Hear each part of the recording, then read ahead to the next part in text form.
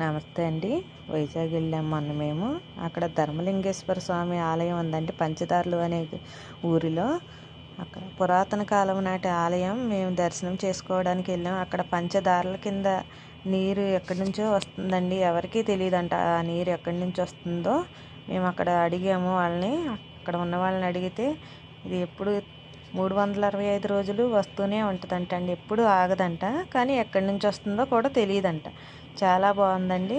మీరు ఒక్కసారి వైజాగ్ వెళితే కనుక ధర్మలింగేశ్వర స్వామి ఆలయానికి వెళ్ళి దర్శనం చేసుకుని రండి.